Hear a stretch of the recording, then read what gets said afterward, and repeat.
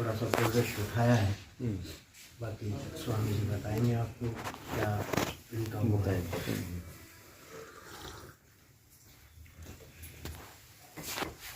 एक जवान के दिमाग में बड़ी बातें होती है, चाहे वो किसी देश का है या विदेश का है। तो शुरू से हम सुनते थे हमारे माता पिता कि भाई भारत एक आध्यात्मिक देश है और विश्व का गुरु है। तो उस समय हमने एक युवा बल समिति बनाई थी नौजवानों ने मिलके। उस टाइम मैं बहुत जवान थे, हम 21-22 साल के। तो एक अमर जवान ज्योति यात्रा निकाली गई थी, अमर जवान ज्योति यात्रा। और इसका उद्देश्य था कि जो वहाँ इंडिया गेट पे एक ज्योति जलती है, जो शहीदी ज्योति, कि उससे टच करके हम साइकिल पे गए थे और साइकिल पे ज्योति से टच करके एक ज्योत को लेके आए थे। इसका हमने नाम दिया था अमर जवान ज्योति यात्रा। उसके मेरे पास ये फोटोग्राफ हैं 2002 के। फिर हमारा उसमें लक्ष्य था कि जो शहीदी पार्क उस समय यहाँ डेवलप होने लग रहा था झज्जर के अंदर, पूरी तरह निर्माण उसका नहीं हुआ था।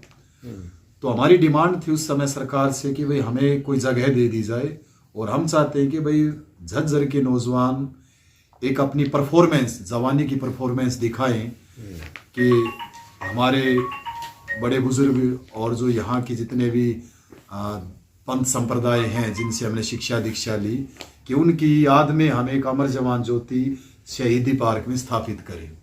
तो उस समय वो नहीं सुनवाई हुई, सरकारों के अपने मोटिव होते हैं कुछ। तो फिर हमने उस ज्योति को वापस वहाँ ले जा करके छोड़ दिया था। हमने एक झांकी निकाली थी वहाँ भारत माता की, ये उसका पुराने फोटो है, ये भारत माता बनाई थी हमने। तो इसका मेन उद्देश्य था कि हमने इनको नाम दिया था धर्म जननी भारत माता। कि मंदिर हर धर्म संप्रदाय पंथों के हैं, लेकिन भारत जो मूल रूप से है आध्यात्मिक गुरु जो कहलाता है विश्व में, कि अगर भारत कोई मैन्युफैक्चरिंग करता है तो वो धर्म की मैन्युफैक्चरिंग करता है, एक कॉन्शियस लेवल की, संत की कहो या महात्मा की या योगी की।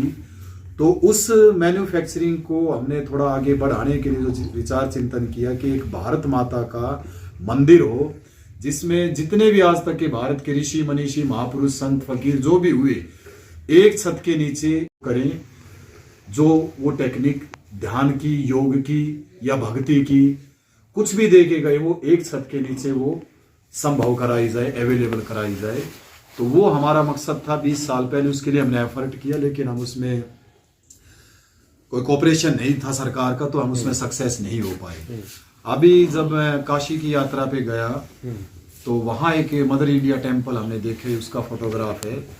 तो काशी के अंदर वो फिर से एक बात मेरी जमी कि भी भारत माता का मंदिर जब वहाँ हो सकता है, तो झज्जर को हम कहते हैं कि ऐतिहासिक नगरी। यहाँ आप देख सकते हैं कि चारों तरफ मंदिरों के निर्माण है, बड़े बड़े संत महात्मा यहाँ हुए हैं।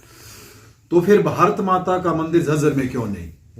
तो इसलिए हमने ये उद्देश्य बनाया कि हम एक भारत माता का जो धर्म जननी है, जिसने धर्म को जन्म दिया है, चाहे वो मुस्लिम धर्म है, सिख धर्म है या जीसस है, वो कहीं ना कहीं मूल रूप से धर्म से ही, भारत से ही शिक्षा दीक्षा लेकर के गई, यहीं से उनको गाइडलाइन सारी मिली है। तो इस मकसद से हमने ये मन बनाया कि हम भारत माता का, धर्म जननी भारत माता का एक स्थान कहो या एक मंदिर बनाएंगे जिसमें वो सारी साधनाएं कराई जाए। और उसके लिए हम जमीन की तलाश में हैं। और आपके माध्यम से मैं आम पब्लिक जो है, जनता जो कि बहुत बड़ी हस्ती है, जिनसे सरकार बनती और बिगड़ती है, उनसे भी, और जो हमारे राजनेता हैं उनसे भी, कि हमारे इस मैटर पे जो ये भारत माता का मंदिर बनाएंगे उस पे हमें थोड़ा कोऑपरेट करें। इसलिए हमने कॉन्फ्रेंस बुलाई, आप लोगों को इनवाइट किया। हमारे जैसे कुछ मित्र हैं जो जमीन डोनेट करने के लिए बोल रहे हैं, तो वो आसपास के गांव में है जैसे, तो वो तैयार हैं। जैसे कि रोड गांव है एक हमारे, जिसके पास हम बैठे हैं जीतराम शास्त्री जी, इनकी गांव में ज़मीन है। और कुछ मित्र हैं जो झज्जर में बहुत छोटे प्लॉट हैं, तो हम चाह रहे हैं कि एक छोटे लेवल पे ही वो शुरू किया जाए जल्दी से जल्दी, और उसका नाम हमें यही देना कि धर्म जननी भारत माता मंदिर। और पूरी तरह कोऑपरेट करते हैं वकील जो काफ़ी पढ़े लिखे लोग हैं जो भी इसमें अपना कंट्रीब्यूशन करते हैं। कोई एनजीओ चलाता है, वेल सेटल लोग हैं। तो जैसे आप कह रहे हो योग साधना और वो सब चीज़ें कराएंगे, तो वो तो आप भी करा सकते हो लोगों को। हाँ जी, बिल्कुल कराते हैं। अगर हम, जैसे अभी डॉक्टर साहब ने मेरा इंट्रोडक्शन कराया कि भाई ओशो के हैं, अब अगर हम ओशो के हैं तो ओशो के बहुत सारे विरोध भी हैं। एक अगर काउंटिंग करें तो करीब करीब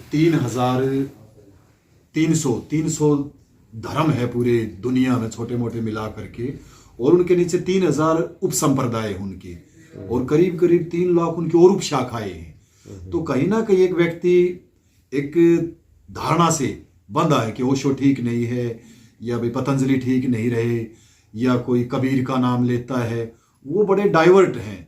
लेकिन एक भारत देश के जब हम ऊपर चलते कि भारत माता के सभी निकले तो भारत माता से ही है, कि उसकी एक झंडे के नीचे और छत के नीचे उन सब के ध्यान हो।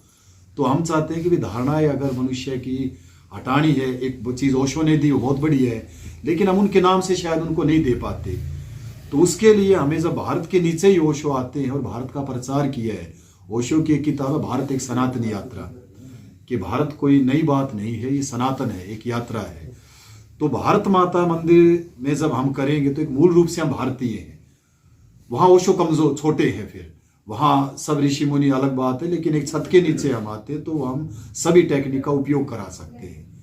अभी कहाँ चल रहा है आपका सेंटर ओशो? मेरा अभी 12 साल से 9 साल तो यहाँ भट्टी गेट पे रहा है कंटिन्यू, और अभी 3 साल रेगुलर महाराजा अग्रसेन कॉलेज है वहाँ चला हुआ है। तो इसमें हम ज़्यादा जो मित्र आते हैं उनका मेडिटेशन कराते हैं, योगी क्रियाएं होती हैं। तो करीब करीब 2010 में हमने शुरू किया था ओशो का यहाँ। और ओशो मतलब ये नहीं कि उनका कोई पैटर्न है, वो जितने भी भारत के इन पे बोले हैं, महर्षि पतंजलि, गोरखनाथ, कबीर, इन सब के ऊपर ओशो ने बड़ी स्टिक व्याख्या की है। उनकी मेन जो टेक्निक है उनका प्रयोग वहाँ कराते हैं। सर, ओशो ने तो मंदिर मस्जिदों को नकारा है, फिर क्या जरूरत है मंदिर की?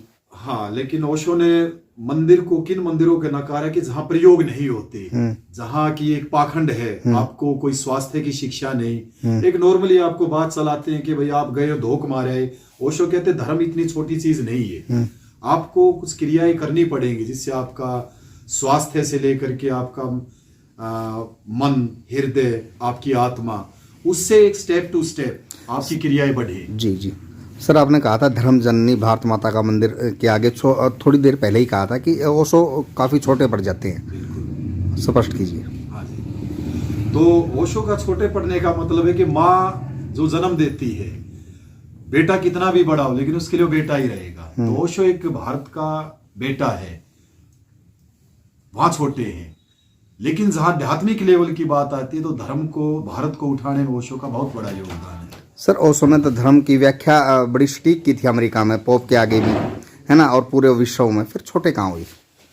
भारत को तो उन्होंने काफी इज्जत दी है धर्म के मामले में भी, ध्यान के मामले में भी, योग के मामले में भी। तो भारत की तो मैंने बताया कि ओशो ने किताब भी दी है कि भारत एक सनातन यात्रा। जी जी। ओशो को छोटा बनाने का मतलब एक, आप आध्यात्मिक तौर पे इस शब्द को ले, अगर सामाजिक तौर पे लेते तो बहुत बड़ी बात है। वो कभी आए ना गए, बहुत सारी वर्डिंग है।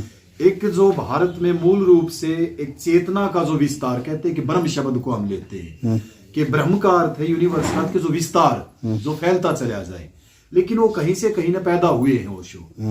तो ओशो, मैं ये नहीं कहता कि बाहर कहीं छोटे हैं, भारत का जहां अध्यात्म का जिक्र आते तो ओशो स्वयं कहते कि भाई मैं एक कण मात्र हूं, एक ऐसी बूंद जो नदी बन के समुद्र की तरफ मैंने यात्रा की। तो देह के तौर पे ओशो छोटे होते हैं, लेकिन चेतना के तौर पे जाते हैं तो फिर वो विशाल है, फिर वहां व्यक्तिवाचक कोई मैटर नहीं बचता। कब तक शुरुआत कर रहे हो सर मंदिर की? मंदिर की शुरुआत तो आप जैसों का, बस जो आप ये अनाउंसमेंट करेंगे, हमने तो शुरुआत आज से कर ही दी है। जी, ठीक है सर।